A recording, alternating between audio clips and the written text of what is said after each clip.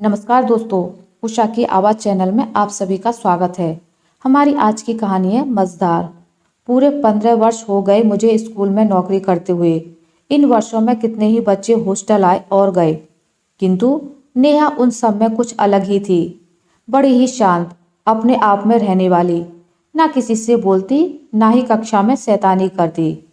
जब सारे बच्चे टीचर की गैर मौजूदगी में इधर उधर कूदते फांदते होते, वह अकेले बैठे कोई किताब पढ़ती होती या सादे कागज पर कोई चित्रकारी करती होती।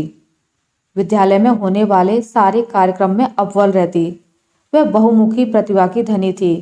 फिर भी एक अलग सी खामोशी नजर आती थी मुझे उसके चेहरे पर, किंतु कभी कभी वह खामोशी उदासी का रूप ले लेती। मैं उस पर कई दिनों से ध्यान दे रही थी।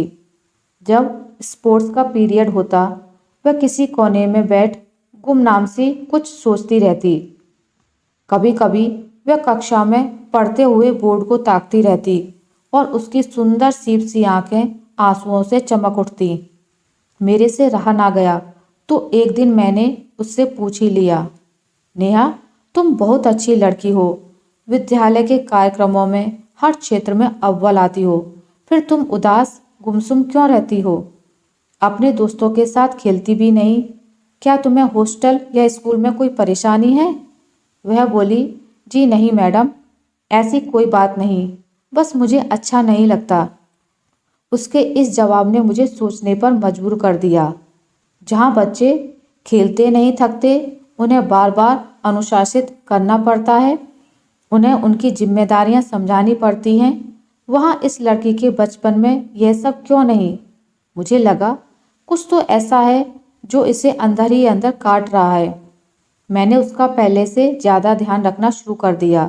मैं देखती थी कि जब सारे बच्चों के माता पिता महीने में एक बार अपने बच्चों से मिलने आते, पर उससे मिलने कोई नहीं आता था, तब वह दूर से सबके माता पिता को अपने बच्चों को पुचकारते देखती और उसकी आंखों में पानी आ जाता। वह दौड़कर अपने हॉस्टल के कमरे में जाती और एक तस्वीर निकालकर देखती, फिर वापस रख देती। जब बच्चों के जन्मदिन होते तो उसके माता पिता उनके लिए व दोस्तों के लिए चॉकलेट व उपहार लेकर आते, लेकिन उसके जन्मदिन पर किसी का कोई फ़ोन भी नहीं आता। हद तो तब हो गई जब गर्मी की छुट्टियां हुई। सबके माता पिता अपने बच्चों को लेने आए, लेकिन उसे कोई लेने नहीं आया। मुझे लगा कोई माँ बाप इतने गैर जिम्मेदार कैसे हो सकते हैं।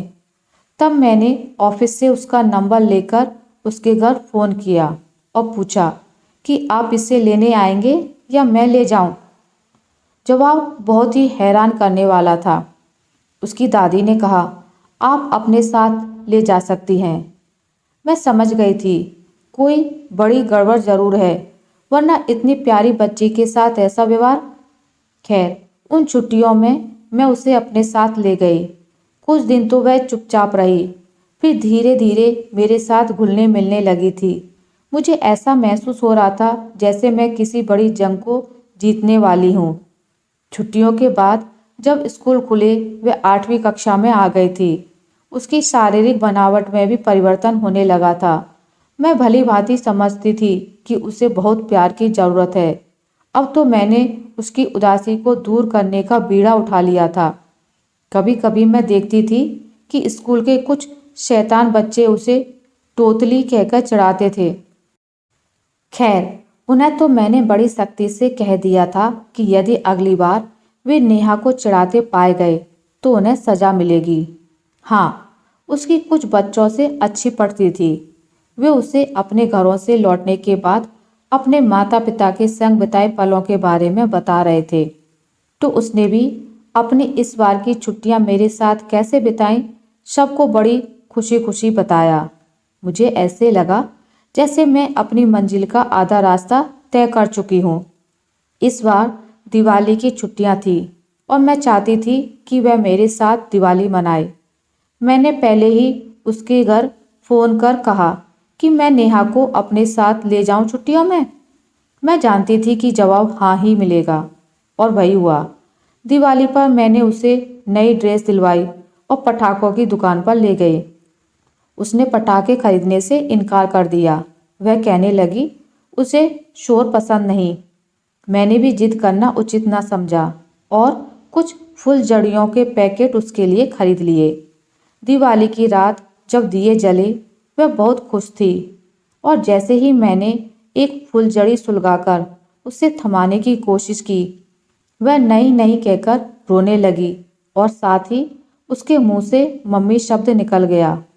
मैं यही चाहती थी और मैंने मौका देख उसे गले से लगा लिया और कहा, मैं हूँ तुम्हारी मम्मी, मुझे बताओ तुम्हें क्या परेशानी है। आज वह मेरे सीने से चिपककर रो रही थी और सब कुछ अपने आप ही बताने लगी थी। वह कहने लगी, मेरे माँ व पिताजी की अरेंज्ड मैरिज थी। मेरे पिताजी अपने माता पिता के इकलौती संतान हैं, इसलिए शायद थोड़े बदमिजाज भी। मेरी माँ की शादी के 1 वर्ष बाद ही मेरा जन्म हुआ। माँ व पिताजी के छोटे छोटे झगड़े चलते रहते थे। तब मैं कुछ समझती नहीं थी। झगड़े बढ़ते गए और मैं 5 वर्ष की हो गई। दिन प्रतिदिन पिताजी का माँ के साथ बर्ताव बुरा होता जा रहा था, लेकिन माँ भी क्या करती, उन्हें तो मेरे कारण सब सहन करना था, वरना माँ शायद पिताजी को छोड़ भी देती। पिताजी अच्छी तरह जानते थे कि माँ उनको छोड़कर कहीं नहीं जाएंगी। पिताजी को सिगरेट पीने की बुरी आदत थी। कई बार वे गुस्से में माँ को जलती सिगरेट से जला भी देते थे। वे बेचारी अपनी कमर पर लगे सिगरेट के निशान साड़ी से छिपाने की कोशिश करती रहती। पिताजी माँ के प्रति बेरुखी बढ़ती जा रही थी और अब वे दूसरी लड़कियों को भी घर में लाने लगे थे। वे लड़कियां पिताजी के साथ उनके कमरे में होती और मैं व माँ दूसरे कमरे में। ये सब देखकर भी दादी पिताजी को कुछ नहीं कहती। एक दिन माँ ने पिताजी के अत्याचारों से तंग आकर घर छोड़ने का फैसला कर लिया और मुझे लेकर अपने मायके आ गईं। वहाँ उन्होंने एक प्राइवेट स्कूल में नौकरी भी कर ली। मेरे नाना नानी पर तो मानो मुसीबत के पहाड़ टूट पड़े। मेरे मामा भी हैं, किंतु वे माँ से छोटे हैं, चाह कर भी कोई मदद नहीं कर पाए। जो नाना नानी कहते वे वही करते। कई महीने बीत गए। अब नाना नानी को लगने लगा कि बेटी मायके आकर बैठ गई है, इसे समझा बुझाकर भेज देना चाहिए। वे माँ को समझाते कि पिताजी के पास वापस चली जाएं। एक तरह से उनका कहना भी सही था कि जब तक वे हैं ठीक है, उनके ना रहने पर मुझे और माँ को कौन संभालेगा। किंतु माँ कहती मैं मर जाऊंगी लेकिन उसके पास वापस नहीं जाऊंगी।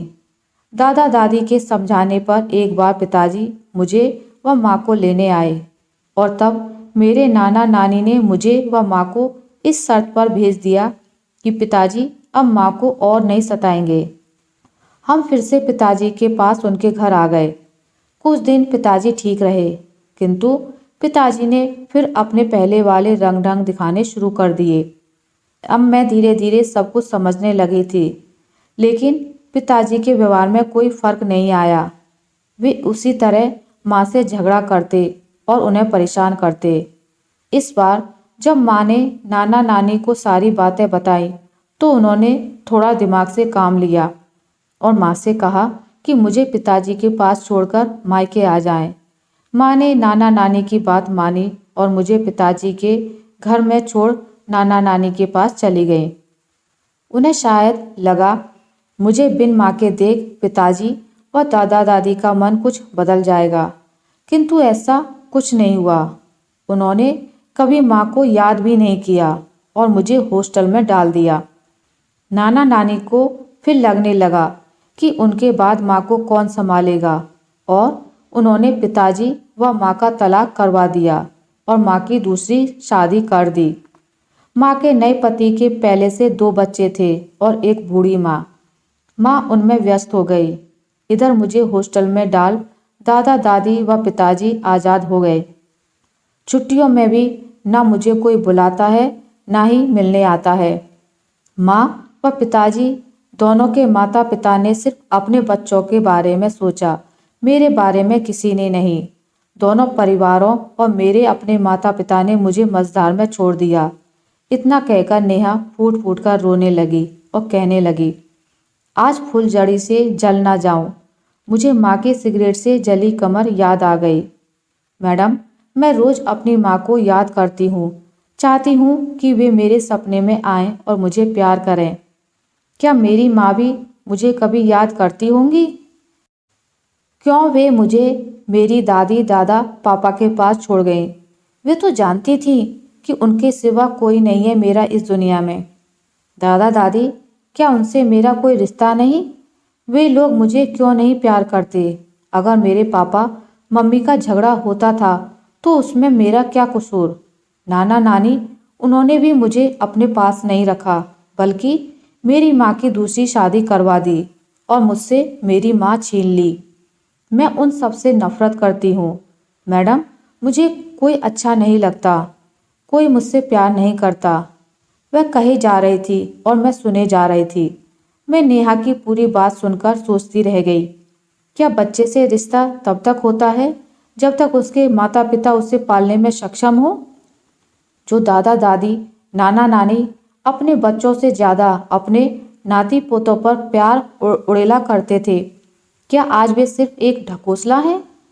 उनका उस बच्चे से रिश्ता सिर्फ अपने बच्चों से जुड़ा है? यदि किसी कारणवश वह बीच की कड़ी टूट जाए तो क्या उन दादा दादी, नाना नानी की बच्चे के प्रति कोई जिम्मेदारी नहीं? और क्या माता पिता अपने गैर जिम्मेदार बच्चों का विवाह एक पवित्र बंधन को बोझ में बदल देते हैं? क्या नेहा की दादी अपने बेटे पर नियंत्रण नहीं रख सकती थी? और यदि नहीं, तो उसने नेहा की माँ की जिंदगी क्यों बर्बाद की? और क्यों नेहा की माँ अपने माता पिता की बातों में आ गई और नेहा के भविष्य के बारे में ना सोचते हुए दूसरे विवाह को राजी हो गई? कैसे गैर जिम्मेदार होते हैं वे माता पिता जो अपने बच्चों को इस तरह अकेला घुट घुट कर जीने के लिए छोड़ देते हैं। यदि उनकी आपस में नहीं बनती तो उसका खामियाजा बच्चे क्यों भुगतें? क्या हक होता है उन्हें बच्चे पैदा करने का जो उनकी परवरिश नहीं कर सकते?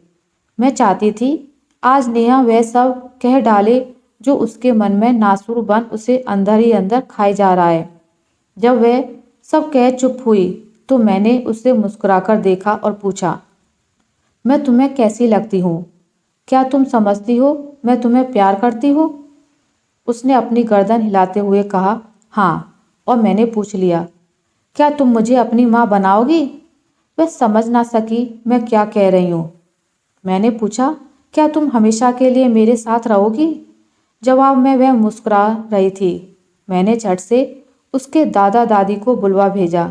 जब वे आए, मैंने कहा, देखिए, आपकी तो उम्र हो चुकी है और मैं इसे सदा के लिए अपने पास रखना चाहती हूँ। क्यों नहीं आप इसे मुझे गोद दे देते? दादा दादी ने कहा, जैसा आप उचित समझें। फिर क्या था? मैंने झट से कागजी कार्रवाई पूरी की और नेहा को सदा के लिए अपने पास रख लिया।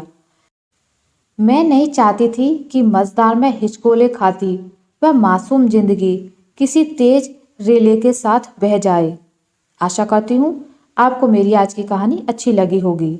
अगर आपको मेरी ये कहानी अच्छी लगी है तो इसे लाइक करें, ज़्यादा से ज़्यादा शेयर करें और अगर आप मेरे चैनल पर नए हैं तो इसे सब्सक्राइब करना ना भूलें।